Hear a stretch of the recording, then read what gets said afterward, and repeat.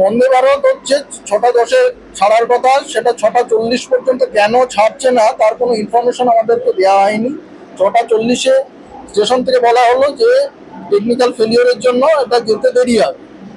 কিন্তু আমার কথা, একটা প্রিমিয়াম ট্রেন যেখানে লোকে বেশি ভাড়া দিয়ে যাচ্ছে, কানেক্টিং ট্রেন আছে, সেই জায়গাতে তারা কেন অ্যাটলিস্ট 1 আওয়ার আগে জানালো না? তাহলে তারা তো অল্টারনেট ব্যবস্থা করে নিতে পারতো। অন্যান্য ট্রেন যেগুলো বাইপাস করে চলে গেল সেগুলোতে তারা চলে যেতে পারতো। তার জন্য প্রচুর লোক প্রচুর অসুবিধার সম্মুখীন হয়েছে। এবং স্টেশন মাস্টার অফিসে যখন প্রথমে যাওয়া হয় তারা মূলত 2-1 জনের সাথে দুর্ব্যবহারই করেছে। তারপরে আমরা যখন বাকি লোকগুলো গেলাম তখন স্টেশন সুপারিনটেন্ডেন্ট স্টেশন ছেড়ে লোকজন নিয়ে পালিয়ে গেল। 1.5 ঘন্টা এনজিপির মতো গুরুত্বপূর্ণ স্টেশনে উইদাউট স্টেশন সুপারিনটেন্ডেন্ট, আমি জানি না, উনি বললেন যে তিনি হচ্ছে ইনচার্জে আছে। ওরা বলছে যে ট্রেনের হচ্ছে টেকনিক্যাল ফেলিওর, ইঞ্জিনের কিছু ফেলিওর আছে। আমাদের বক্তব্য হচ্ছে থাকতে পারে টেকনিক্যাল ফেলিওর, কিন্তু সেটা প্রায়র ইন্টিমেশন অ্যাটলিস্ট 1 আওয়ার আগে জানানো উচিত ছিল। তাহলে সবাই তার নিজের মতো ব্যবস্থাটা অ্যাটলিস্ট করে নিতে পারত।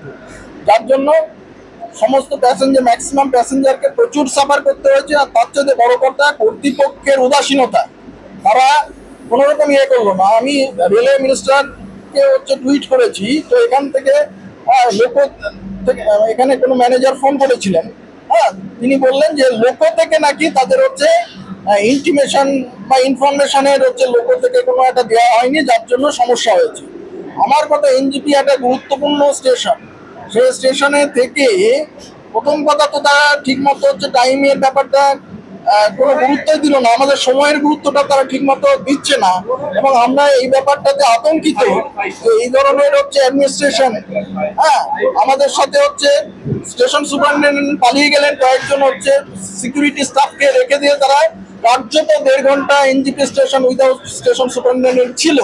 এটা হচ্ছে একটা, আমার মনে হয় একটা ক্রাইমের পর্যায়ে পড়ে।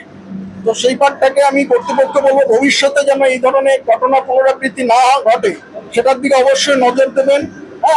না হলে হচ্ছে এটা এই এত লোকের এত প্রবলেমকে সাফার করতে হয়, আমরা অ্যাটলিস্ট এক্সপেক্ট করি না এই ধরনের।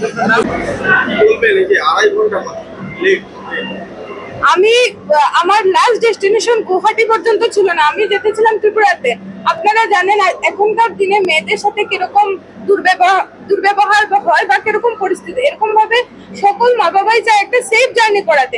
আমার গুয়াহাটি থেকে আরেকটা ট্রেন কনফার্মেশন ছিল, আমি রাত্রিবেলা সরাইঘাট ছেড়ে এটাতে যাচ্ছি, কারণ আমরা জানি বন্দে ভারতের আমরা যেরকম সম্প্রচার দেখেছি বা শুনেছি এটার উপরে আমরা বিশ্বস্ত হতে পারি।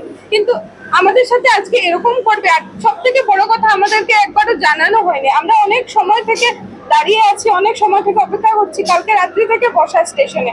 আমাদেরকে কেউ একবারও কোনো ইনফরমেশন দেয়নি। আমরা নিজেরা গিয়ে ইনফরমেশন নিয়েছি, তবু ওরা আমাদের সাথে দুর্ব্যবহার করেছে।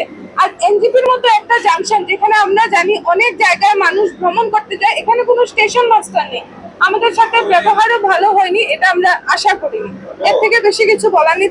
ওদের থেকে আমরা কোনো রকমের কোনো সহায়তা পাইনি। আমি বলেছি ওরা অফিসার, ওদের তো নিশ্চয়ই অফিসার থাকবে, ওদের কাছে কোটার কিছু টিকিট থাকে, ওরা তাও ব্যবস্থা করে দেয়নি। এক কথা সমস্যা হয়েছে, এটা আগে কেন দেখা হলো? সেটাই আমাদের প্রশ্ন। ওরা প্রশ্ন না দিয়ে সবাই পালিয়ে গেছে, তো সেটা তো আমরা আশা করতে পারি না। 1100 টাকা টিকিট, 2.5 ঘন্টা লেট, সেটা আমরা মানতে পারি না। 2.5 ঘন্টা লেট হলে আমরা যাবো ত্রিপুরাতে, আমি একা। তো ওই জিনিসটা আর কি ওদের থেকে খুবই ডিসঅ্যাপয়েন্টেড। এবং আমি চাইছি এটা আইআরএস অফিসারের কাছে এই জিনিসটা যাক, এবং একটা নিউ জলপাইগুড়ি একটা খুবই বিখ্যাত জায়গা, আমরা জানি এখান থেকে।